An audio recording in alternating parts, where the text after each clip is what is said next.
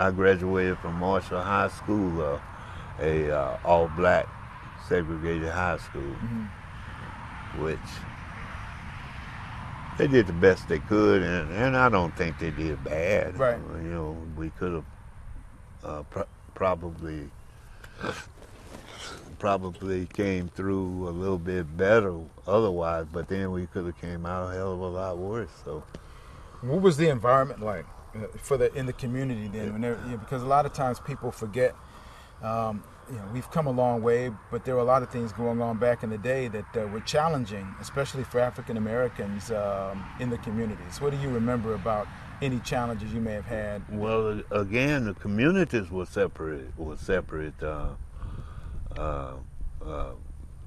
We worked for the whites and like that and everything, but other than work, it was generally separated. You stayed with your community. And I like to think a lot of us came out better because the teachers then were more aware of the problems that we had to surmount to get along, and they took a little bit more care and put a little bit more time into us than what the teachers do now. How did that prepare you for the University of Houston? That must have been a real transition coming from the environment here in '65, your segregated class going to University of Houston. What was that transition like? That was, for me, it was learning. I always consider myself to be fairly mobile in my thinking and everything, and at that point all I wanted was to get some education and try to have a better life than what my parents had. Produce a better life for my children. Right. So when you got into U of H, of course, when you took that part-time job and you ended up not being a full-time student, then that changed the course of things, didn't it? That changed the course of things.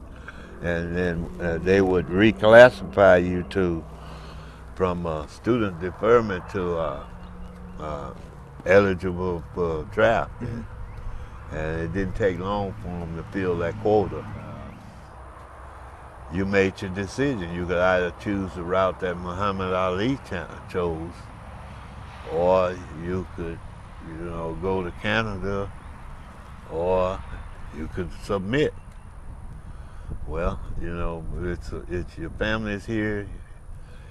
At that point, you didn't know the things that later came out about what was going on over there and everything. So most of us just went. June '67. You joined the military. Yes. September '67, you go into Vietnam. Were you surprised how fast it took for you to go from joining the military to Vietnam? No, we all knew it. It kind of depended on your military occupational specialty, MOS, what you were.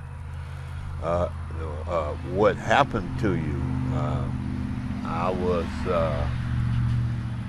and during, I guess I'm gonna give the benefit of the doubt and say because of the battery of tests they give you, which a lot of them were aptitude tests and all of that, I was sent to be a medical corpsman.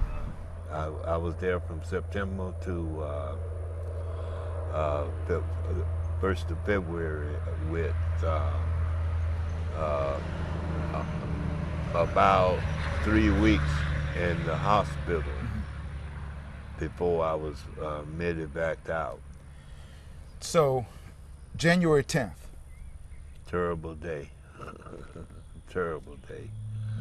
Does that, we're many years beyond that. Yes. Is that, how clear is that in your memory even now? Well, you remember the anniversary of it every year. That's how clear it is. We were out in the boonies, and it was a fair day. we were laid back and everything because we were a reaction force. We were to be used when and if somebody else, another unit, got into trouble.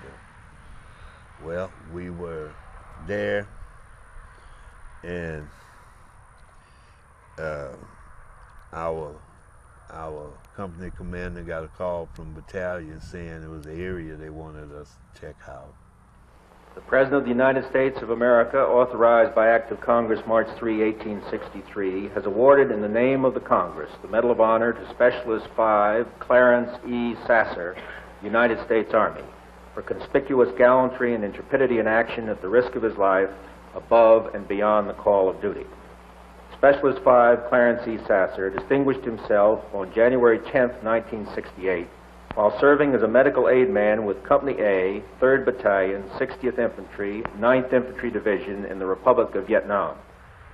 I think I was on the 4th chopper because I was medic for the 1st platoon and we loaded like that. So one of them got knocked down. We already have other folks, guys, on the first couple of choppers on the ground, so the rest of us had to go in. We couldn't leave them there. Mm-hmm. His company was making an air assault when suddenly it was taken under heavy small arms, recoilless rifle, machine gun, and rocket fire from well-fortified enemy positions on 3 sides of the landing zone. During the first few minutes, over 30 casualties were sustained. Without hesitation, Specialist Sasser ran across an open rice paddy, through a hail of fire to assist the wounded. After helping one man to safety, he himself was painfully wounded in the left shoulder by fragments of an exploding rocket. Refusing medical attention, he ran through a barrage of rocket and automatic weapons fire to aid casualties of the initial attack, and after giving them urgently needed treatment, continued to search for other wounded. My motivation was, for me to get out of there, I had to get help from the guys whose job it was to pull those triggers. And that was what was on my mind. Despite 2 additional wounds immobilizing his legs, he dragged himself through the mud toward another soldier 100 meters away. Although in agonizing pain and faint from loss of blood, Specialist Sasser reached the man, treated him, and proceeded on to encourage another group of soldiers to crawl 200 meters to relative safety. We were laying there in the rice paddy that night, and we had finally, under the cover of darkness, got into some woodline where we had a little protection at and everything, and we were waiting on help to come. Occasional sporadic gunfire, you raise your head up, we're really taking a chance. But I was in a group of, I think it was 5 of us that night, and they told me then, Doc, we gonna put you in for a medal. There he attended their wounds for 5 hours until they were evacuated. Specialist Sasser's conspicuous gallantry and extraordinary heroism are in keeping with the highest traditions of the military service and reflect great credit upon himself, his unit, and the United States Army. I am intensely proud that I did what it took to be awarded the medal, and that it was because I felt that I had to do my job. That was my job to do, and that was what I was supposed to do.